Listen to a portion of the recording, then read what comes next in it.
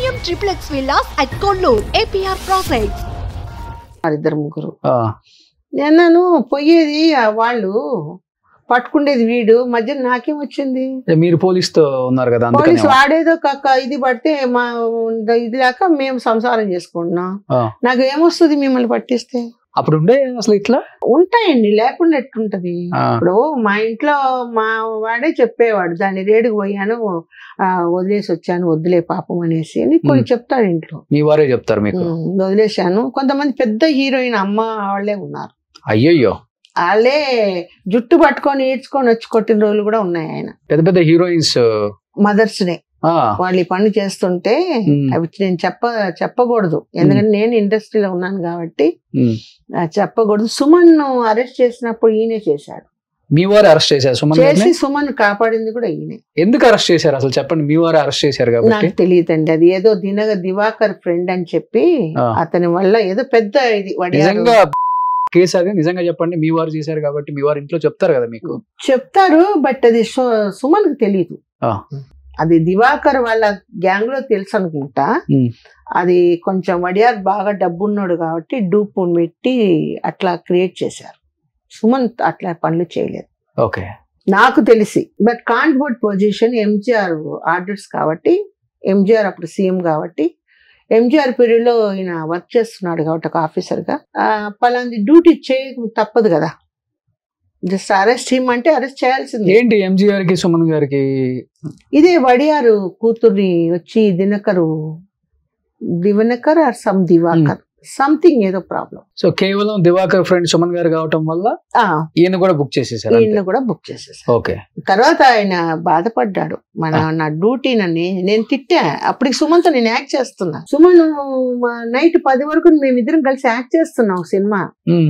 నీకేమైనా చంద్రన్ పిచ్చి పట్టిందా? నాతో 10 గంటల వరకు యాక్ట్ చేశాడు, ఎట్లా నువ్వు అరెస్ట్ చేస్తావు ఇంటికి వెళ్ళి అంటే అప్పుడు బాగా తిట్టా నేను ఆ రోజు. నీకు తెలీదు అక్కడి నుంచి వచ్చింది, అక్కడి నుంచి వస్తే అంటే తింటావా నువ్వు?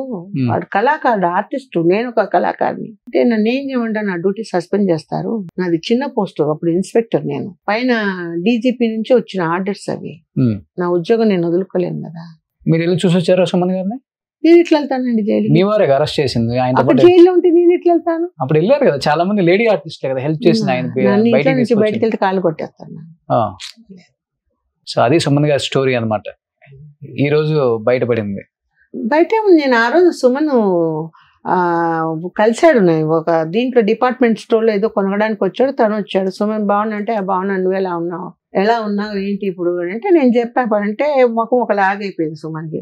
లేదు సుమన్ మంచోడే, ఆ రోజు నీకు బిర్యానీ అని తెప్పించి పెట్టింది ఆయనే, చెప్పాడు, బాధపడ్డాడు, నీలో తప్పు లేదని నాకు తెలుసు అని. మా వారు అరెస్ట్ చేసింది తెలుసు, అందరికీ తెలుసు. మా వారని కాదు, సమ్మన్ జయశీల కేర్ ఆఫ్ ఇదని తెలుసు. ఓకే. మీరు సిల్క్ స్మిత గారు మంచి ఫ్రెండ్స్ కదా, ఇండస్ట్రీకి ఒకేసారి వచ్చారు మీరు? వచ్చాం, ముగ్గురు వచ్చాం. నేను, ముచ్చర్లన్న గారు, సిల్క్ స్మిత గారు. అసలు చెన్నైకి ఎలా వచ్చారంటే ఏమని చెప్తారు మీరు? చెన్నై ఛాయాదేవి ఇంట్లో ఉన్నప్పుడు ఆవిడ నాకు పరిచయం. ఒక పని మనిషిగా వచ్చారని విన్నా. అదే అన్నపూర్ణమ్మ గారని ఆవిడతో వచ్చారని నాకు తెలుసు. అన్నపూర్ణమ్మ కూడా నాకు తెలుసు. తీసుకొచ్చినప్పుడు ఎందుకంటే వాళ్ళిద్దరు నడుచుకుంటూ పోయి వచ్చేటప్పుడు మా వీధిలోనే వాళ్ళు పెంట్ హౌస్ లో ఉండేవాళ్ళు కింద, నేను ఫస్ట్ ఫ్లోర్ లో. అప్పుడే ఫ్లాట్ అంటే ఏంటి అన్నది కన్స్ట్రక్షన్ మాకు తెలిసింది అప్పుడే. లేకపోతే ఇండివిజువల్ ఇళ్లలో ఉండేవాళ్ళం, సేఫ్టీ ఉంటుందని ఫ్లాట్ కి నేను షిఫ్ట్ అయినా. అదే వీధిలో ఉన్నాం అనమాట. అప్పుడు ఈ సిల్క్ స్మిత అనేది నాకు తెలుసు. సెలక్షన్ పోతే అమ్మాయి బొద్దుగా ఉండేది. ఫస్ట్ నన్ను సెలెక్ట్ చేసేవాళ్ళు. ఈ అమ్మాయి సన్నగా హిట్ అయిన తర్వాత ఈ అమ్మాయి పీక్కి వెళ్ళిపోయింది. మేము ఇట్లాగే క్యారెక్టర్ ఆర్టిస్ట్ గానే ఉండే. ఎలా ఉంటది క్యారెక్టర్? వ్యక్తిత్వంగా ఎలా ఉండేవారు? మంచి అమ్మాయి. అమ్మాయి మాత్రం చాలా మంచి అమ్మాయి, చిన్న పిల్లల తత్వం. ఇప్పుడు ఏదన్నా అంటే ఒక మైండ్ లో పెట్టేసుకుంటా, ఆ కన్నింగ్ ఉంది, బయట పడదు. ఇప్పుడు ఏదన్నా ఇట్లా అన్నారంటే అది మనసులోనే పెట్టుకొని ఆ కన్నింగ్ లోనే ఉంటుంది.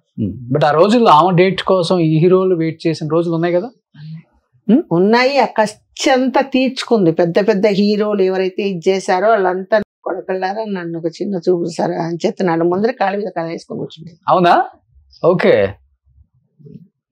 కావాలని చెప్పేదా మీకు? తెలుసు కదా, రివెంజ్ తీర్చుకుంది. నాకు కూడా అది సంతోషం, ఎందుకంటే మంచి చిన్న చూపు చూసారు కదా ఆ రోజు. బట్ ఆమె చనిపోయిన రోజు, సూసైడ్ చేసుకున్న రోజు, లేదా చంపిన రోజు ఇద్దరు మీరు పక్క పక్కన ఇల్లులే కదా? కాదు, అప్పుడు ఆవిడ శాలిగ్రామం, నేను టీ నగర్లోనే ఉన్నా. బట్ మీరు పక్క పక్కన ఇల్లులు ఉన్నారు కదా? పక్కన అదే ఛాయం ఇంట్లో ఉన్నప్పుడు ఉన్నది. తర్వాత కట్ చేస్తే ఆమె ఏమైపోయిందో సూపర్ ఇదైపోయింది. తర్వాత అక్కడెక్కడో తీసుకొని శాలిగ్రామంలో. అది అదే మొత్తం చనిపోయిన స్టోరీ అంతా జయశీల గారిగా తెలుసు. ఈ రాధాకృష్ణకి సిల్క్ స్మితకి మధ్య వారదే జయశీల గారు. చీచి, ఆ రాధాకృష్ణ గోక్కోడానికి వచ్చాడు మమ్మల్ని అంతా. ఒకసారి ఆర్టిస్టులు గోకుదామని చూశాడు, అప్పటికే మేమంతా సెటిల్ అయిపోయాడు.